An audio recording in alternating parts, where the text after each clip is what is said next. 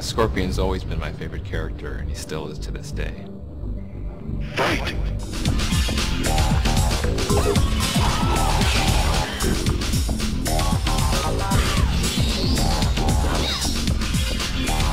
Playing Scorpion's cool. I mean, you get to be kind of just a little bit crazy, a little bit nuts. You know, it's like you're a ninja. How cool is that? I've played him in Sub-Zero mythologies. I did some motion capture for Scorpion, and I played him during some of our live events for Mortal Kombat. I am Scorpion. You killed me in cold blood. As a player, if I get a chance, I'll always pick Scorpion. His whole play style, it just kind of suits my style of gameplay. I'm proud to have been part of the Scorpion legacy throughout the years. The spear move has always been one of my favorite moves in all the Mortal Kombat games, and I don't think we've ever been able to top it. Get over here!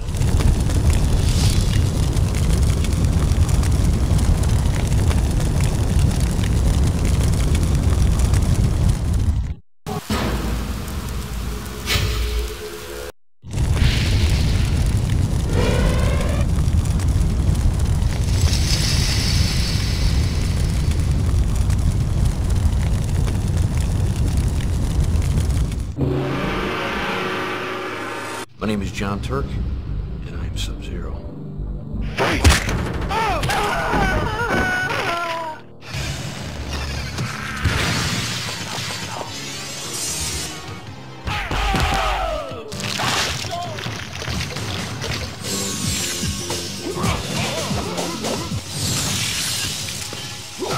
You know, the freeze move in the first Mortal Kombat really came about because I was always a big fan of kind of setting up the player for a free hit.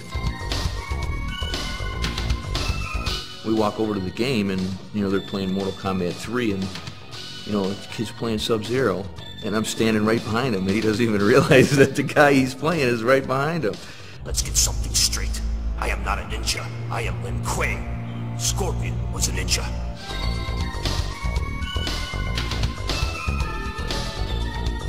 My martial arts style defined the character of Sub-Zero's based on the way I move, the way I kick, the way I punch, the way I turn, the way I move my leg when I do sweeps.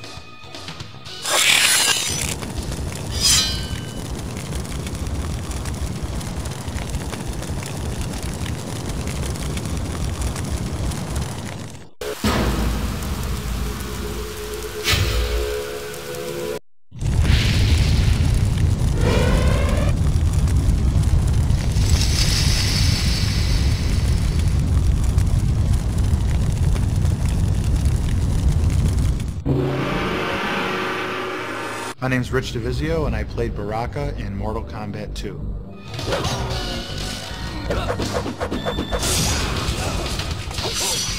We were trying to come up with characters, you know, and we were going to costume stores and looking around and found a mask of this monster.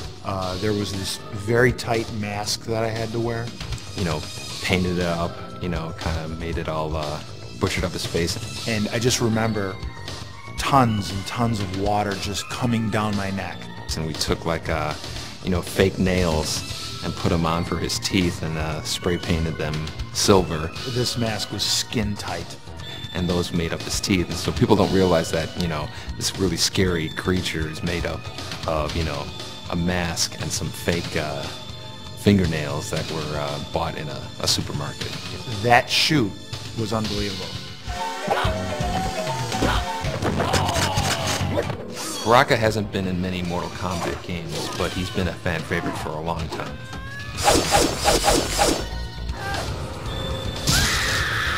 Baraka wins.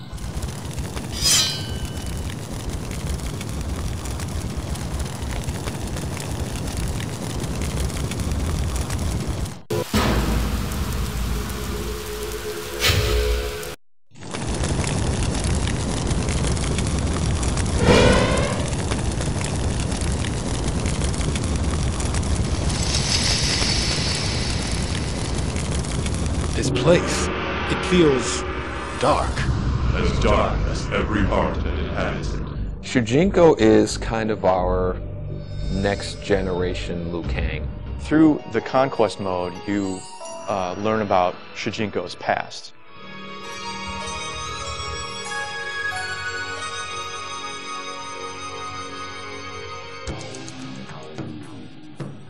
He lives in the MK universe, meets up with all the characters, and eventually trains to become a warrior. It's kind of fun walking around, you know, and you know, you meet with Sub-Zero or an ancestor of Sub-Zero. I am Princess Kitana. If you are the champion of the Elder Gods, perhaps you can aid us in our struggle.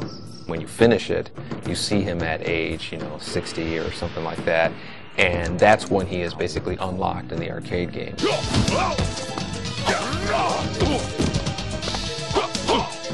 Shujinko wins.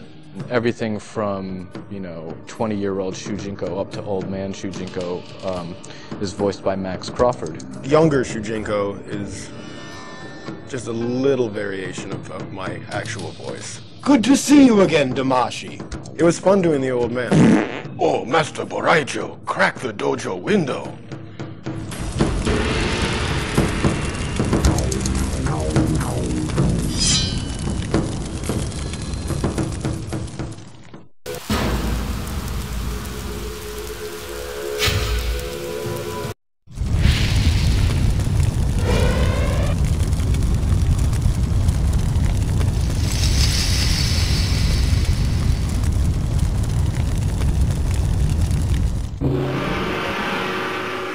My first impression of seeing myself in the game, I was ecstatic because I knew it was me. I thought it was just awesome.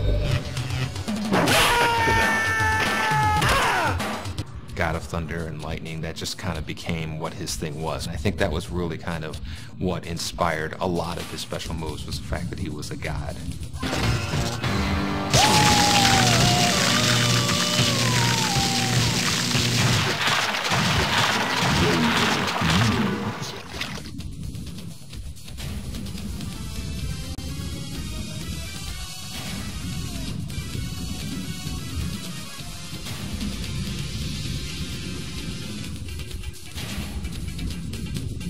In real life, I am a martial arts expert. I've been doing various arts for probably 22 plus years.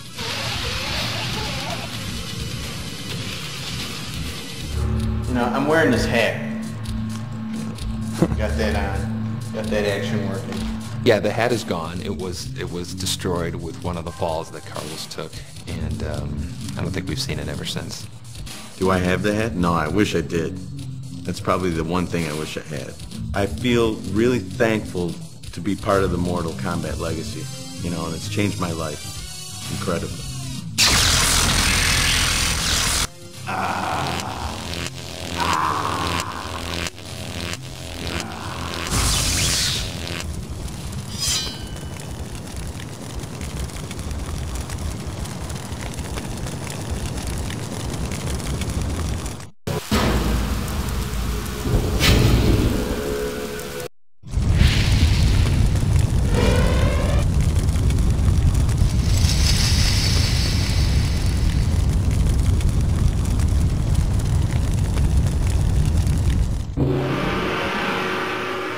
For Deception, our goal was to really say, let's bring back the nostalgia characters, and obviously Sindel, Nightwolf, Baraka, Melina, all of those are in that category, and so we had to bring them back.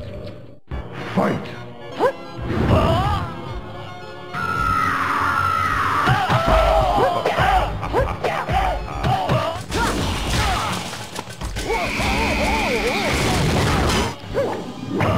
The wig that we had in Mortal Kombat 3 for Sindel didn't have that much hair. We did a lot of After Effects touch-ups.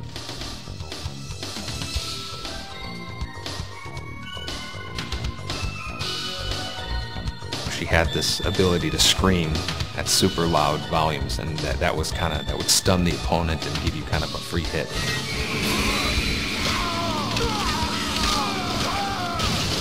Sindel wins.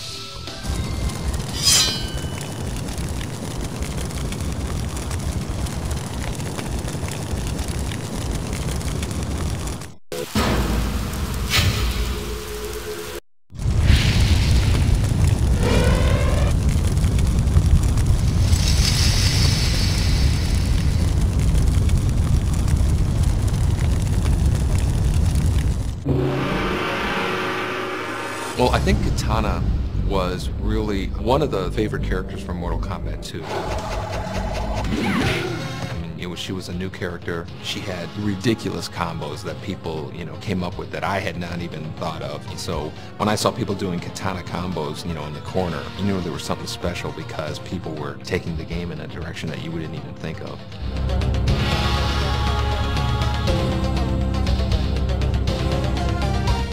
Well, Katana was similar to Melina in that had a limited amount of memory than the Mortal Kombat 2 machine, and we wanted to get 12 characters out. So Katana and Melina are really kind of the female version of Scorpion and Sub-Zero. Katana wins. A flawless victory.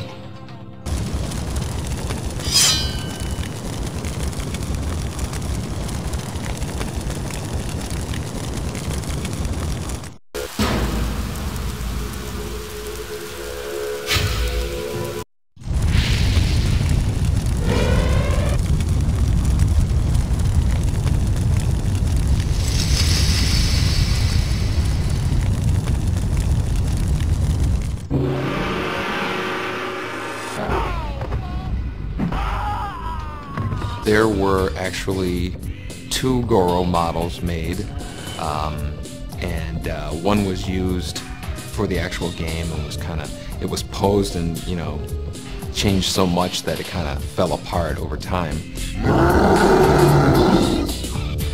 And I have one of the original Goro models that's stashed away at home.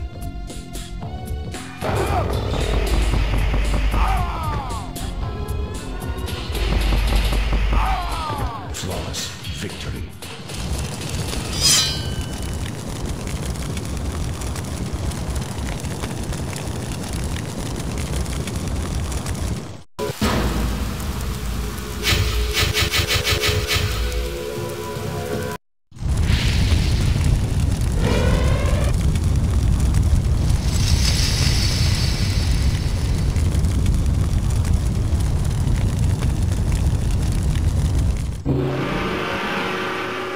Sonya is a badass.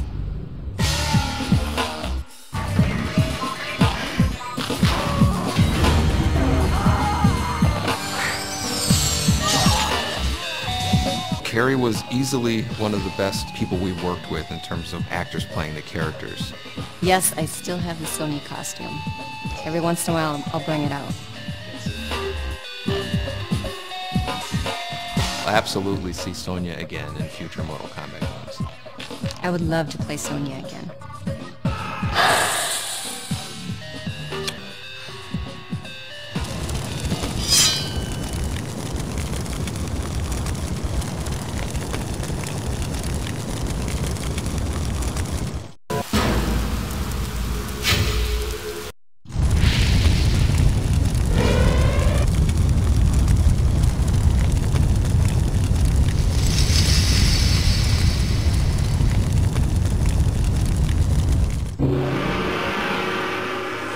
Hello, my name is John Parrish. I am Jax!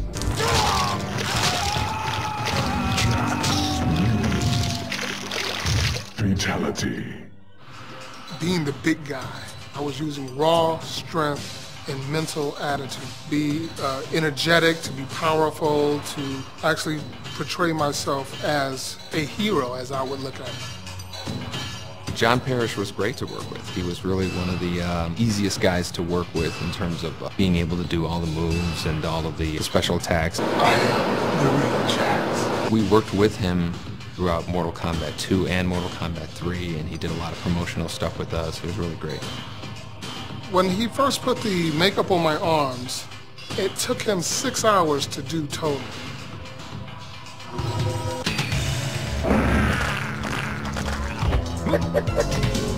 Outstanding.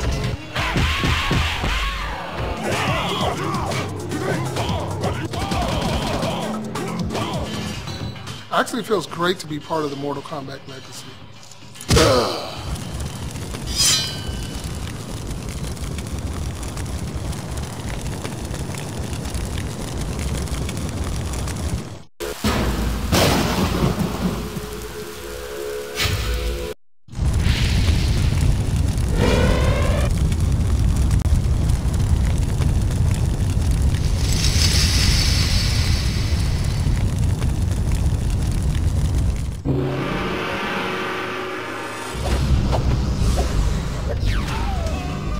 Melina was created because we needed to stretch the memory in our game again. We were out of memory.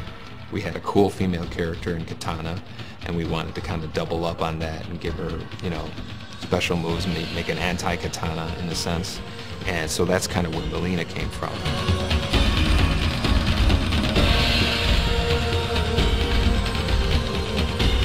And so then with Melina, we had also introduced Baraka, so we wanted to make a tie with her because Baraka was a really bad character. So underneath the mask, Katana is really beautiful, and underneath Melina's mask is, you know, these really nasty teeth that were originally never on the costume, but we would just kind of draw them in on her fatalities.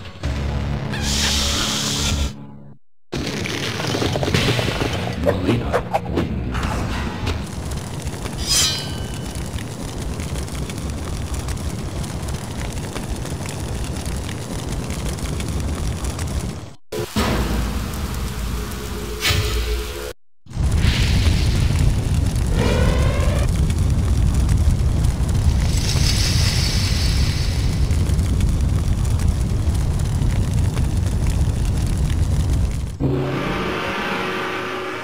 I think that Nightwolf is your quintessential Native American icon.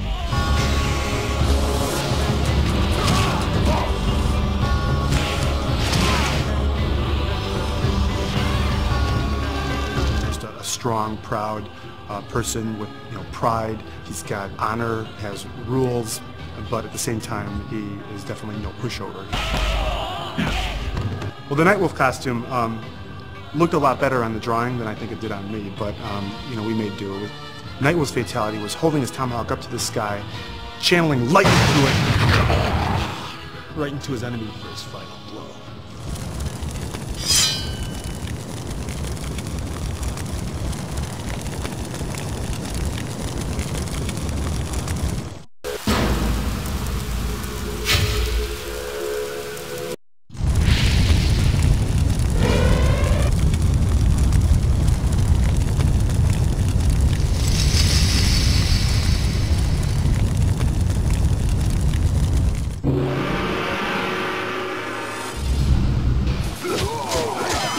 I believe Kenshi's name in Japanese means sword saint. His storyline from his past is that he used to travel Japan and challenge experienced swordsmen and warriors just to defeat them so he could become the best in Japan. Eventually he lets his ego get the best of him, and so Shang Tsung gets him to open up this tomb of Kenshi's ancestors, which blinds Kenshi. Shang Tsung then absorbs these warrior souls and becomes stronger, and he leaves Kenshi for dead. Kenshi then realizes what has just happened, and now he's got a vendetta against Shang Tsung. His sword that he finds there in the tomb is actually his ancestor's sword. Fight! You would assume he's disabled because he doesn't have certain abilities, but then we compensated it by giving him other abilities, and that kind of makes him that much more interesting of a character. So he's one of the strongest characters in Deadly Alliance, and you wouldn't think so having a character being blind. Kenshi basically has the ability to propel his opponents in various directions. Lift them up over his head and slam them on the ground, propel them behind him, push them forward. So it's really like he's a very powerful distance player where you have the ability to attack your opponent even when you're at great distances.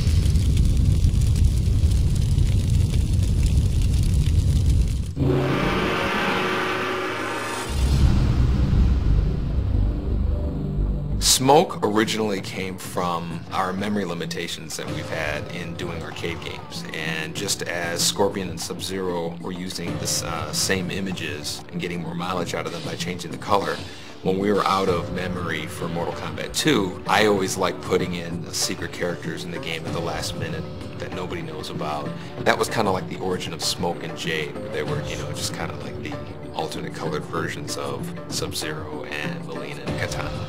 He had a lot of cool moves as a robot. He had this grappling hook that would come out of his chest, and just had a lot of cool moves, which made him a player favorite.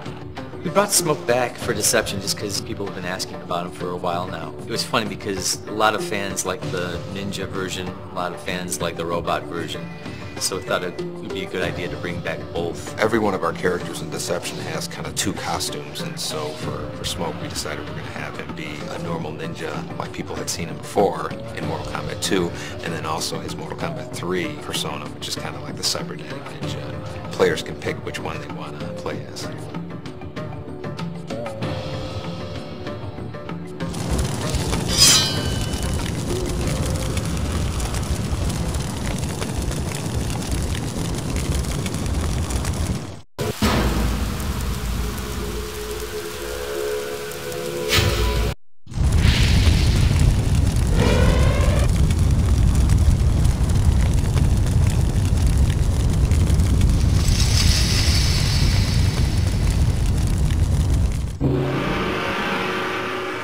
Jade was the third in the series of characters that was derived from existing images. Jade was a female ninja type character like Mileena and Katana were, and she was kind of like an evil version of Katana in a sense. Jade is a childhood friend of Katana, which probably makes her thousands of years old, because Katana is thousands of years old. The approach we've taken with Jade in this game, in Mortal Kombat Deception, is that she's more of the stealthy ninja type of character. She's the one that sneaks around and gets information, you know, and carries out covert activities. And I kind of like that about her. She's about getting things done, and she's very loyal. We wanted to give her something that separated her from Katana Mileena, so we gave her the staff weapon that was her weapon in Mortal Kombat 3. Not many characters had weapons in Mortal Kombat 3. That was really what we wanted to do to separate her from Katana Mileena.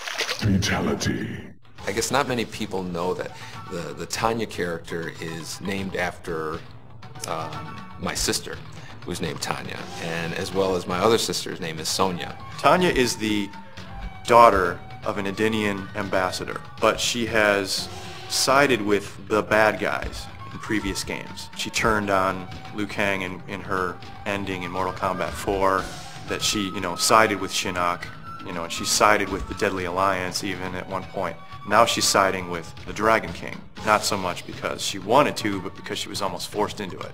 She's an enemy of Jade and Katana and Sindel, you know, because she's a traitor. She's a traitor to Edenia, she's a traitor to the realms, and she's, you know, not a good person.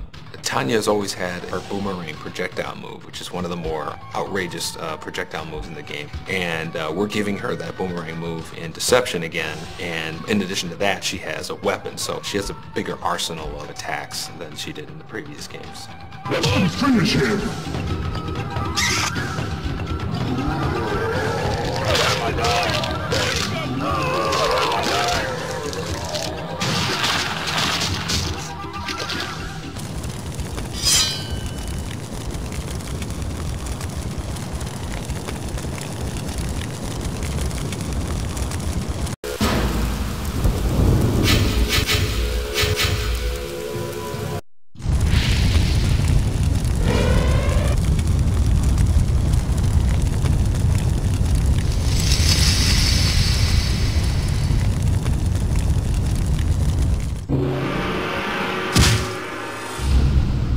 Kabal first made his appearance in MK3.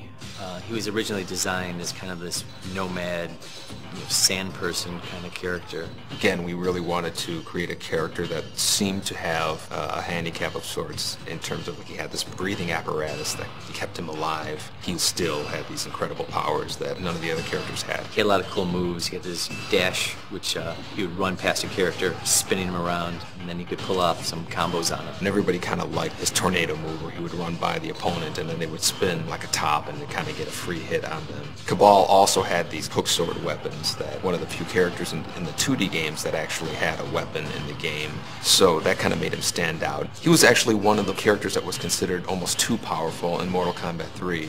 And we had to kind of tone him down for Ultimate Mortal Kombat 3. For Deception, we finally had the chance to bring Kabal back the way we originally intended him to be. You know, we gave him the long trench coat, gave him a backpack. That was part of the original design, but back in the old days of digitizing, we couldn't really handle that. A long coat would have gotten in the way of the character's moves. In the 2D games, we were really limited to the costumes that we could build because it was digitized graphics. And with the 3D games, we build the costumes on the computer so we can really do whatever we want. Kabal's always been one of my favorite characters, so I was totally happy to bring him back for Deception, give him the classic design that we intended.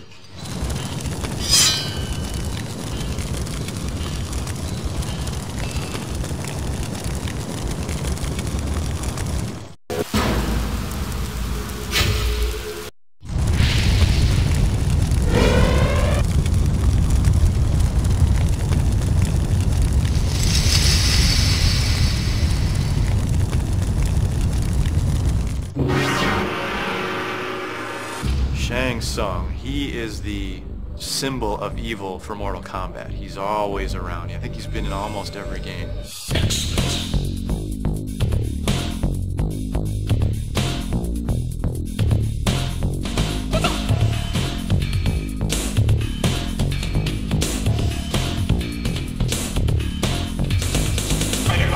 His job in Mortal Kombat 1 was to win Earthrealm for Shao Kahn.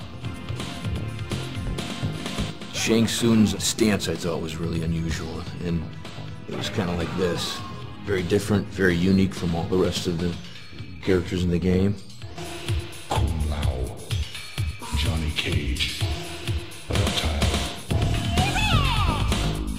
Shao Kahn wanted to take over Earthrealm, and through the Mortal Kombat tournament, he was going to do it.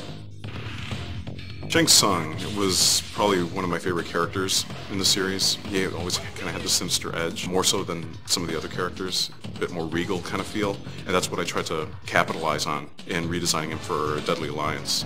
In Mortal Kombat Deadly Alliance, Shang Tsung teams up with the sorcerer Quan Chi, and the both of them not only kill Liu Kang, but they kill Shao Kahn as well.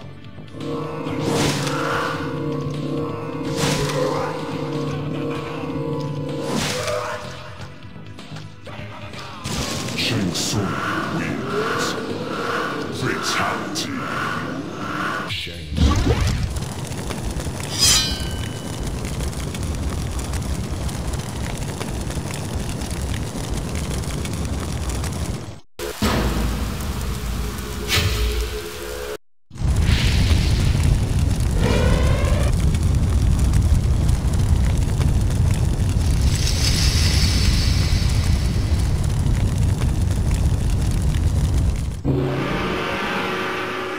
My name's Rich DeVizio. I played Kano in Mortal Kombat 1 and Mortal Kombat 3.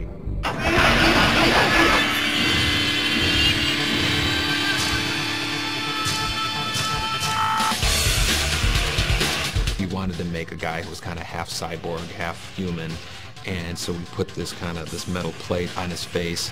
Again, we bought something at a costume store and put makeup on and attached it. And the guy who played Kano, this guy Rich DeVizio, he brought it to a new level. He gave him his character. He just really became Kano in a sense. It becomes a part of me. When I played Kano, I actually felt that it was kind of a showcase for myself to become larger than life with this character. I really believe that I can be this guy, and it worked out very well. It's not hard for me to embrace a character and become it. One of the favorite moves that I like that Kano did was his fatality, and it goes a little something like this.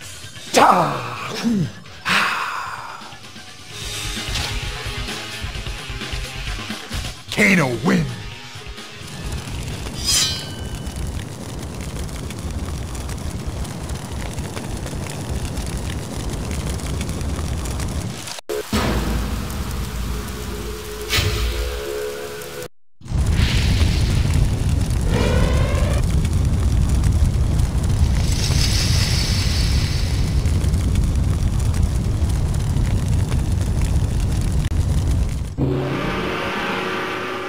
My name is Anthony Marquez, and I played Kung Lao.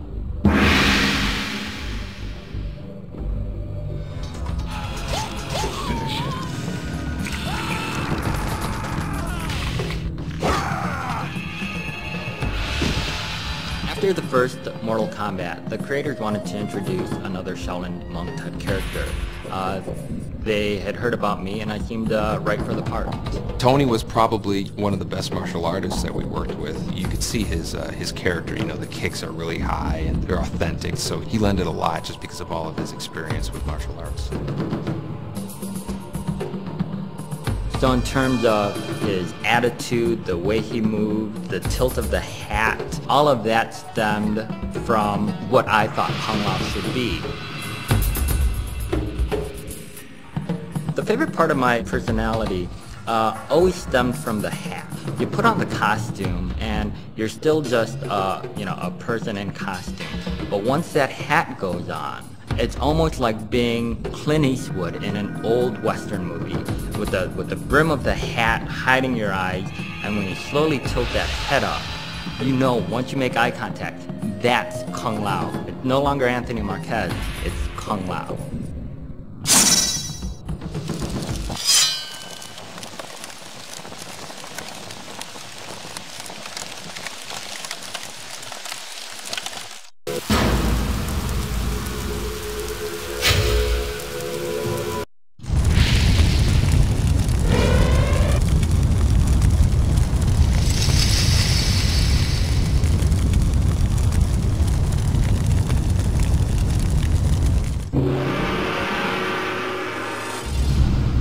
Shao Kahn was the big bad guy in Mortal Kombat. Feel the power of Shao Kahn.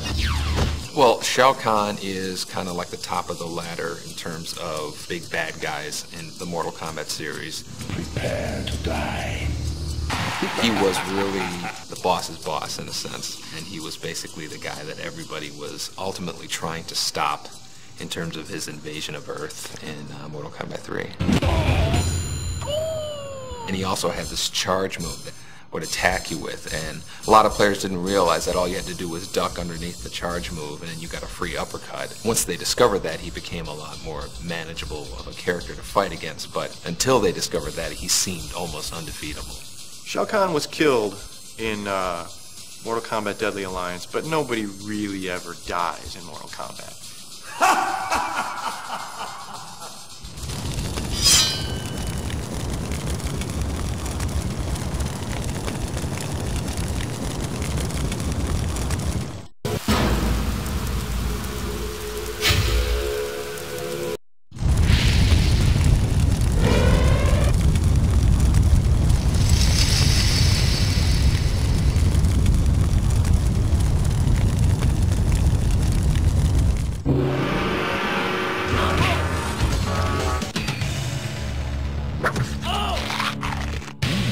Reptile wins. Fatality.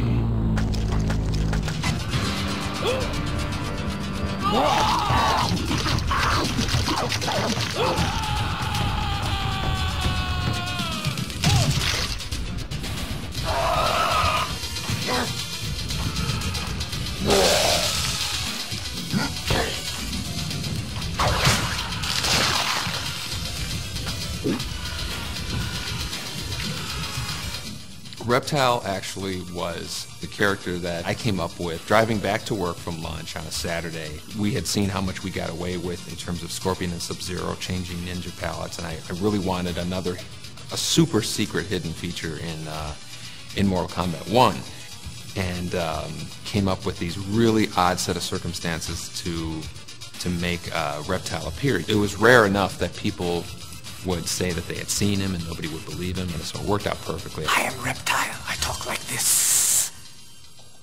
And then I have to go like this. Yeah, Reptile, the infamous Green Man. It was another one of those characters where they swap some of the images from one character to another. I saw those moves that they told me to do that were for other characters, like for example the force ball, you know, when I put my hands out and then a big ball comes rolling out. That was for Reptile, but here I had no clue at that time. Reptile wins. Fatality.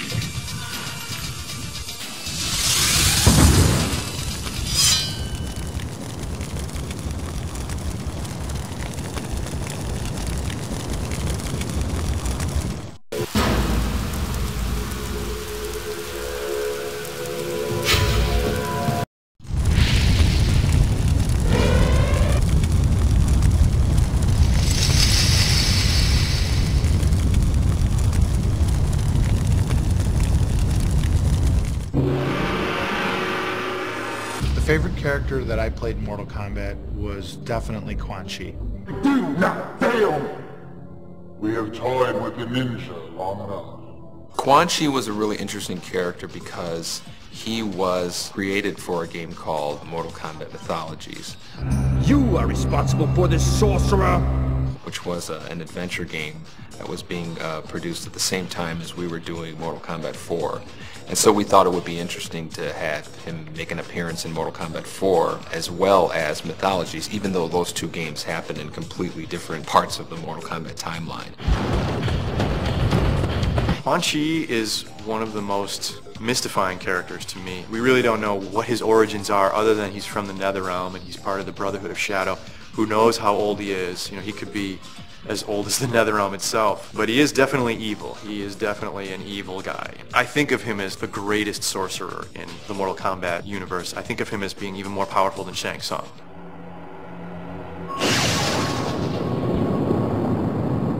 Rich DeVizio was hilarious as Quan Chi. He really played the part well. To me, he is Kano, and he is also Quan Chi. He's both of those characters. You can't look at Quan Chi and not think Rich. And now, on to Hollywood. The makeup was unbelievable, and I was actually able to act a little bit in full motion videos, which was very exciting for me.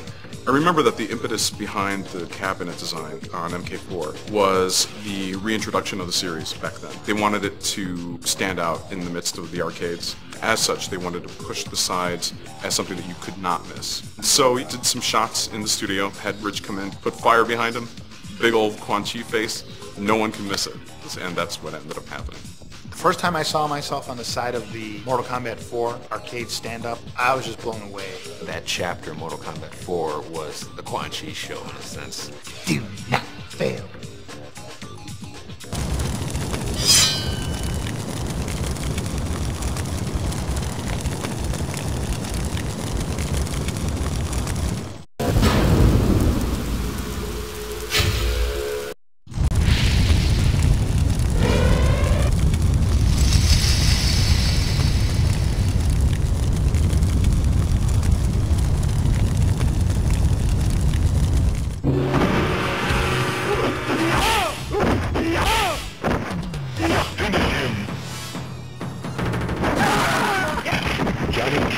Wins.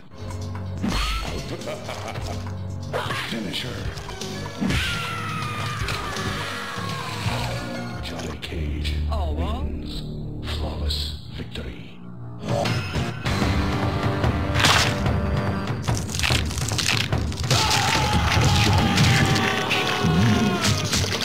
Fatality.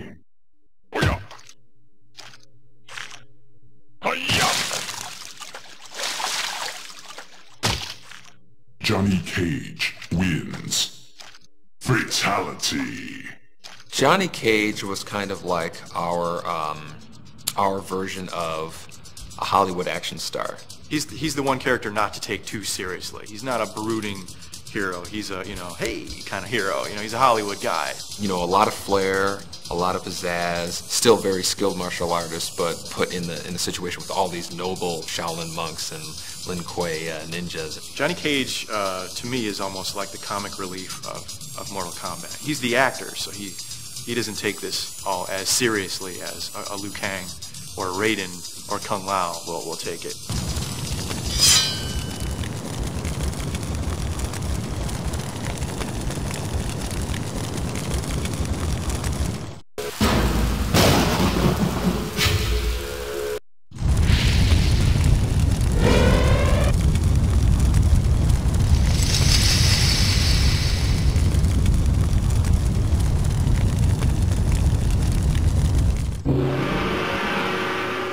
Sector and Cyrax were unique in that they were mechanical and they were robotic.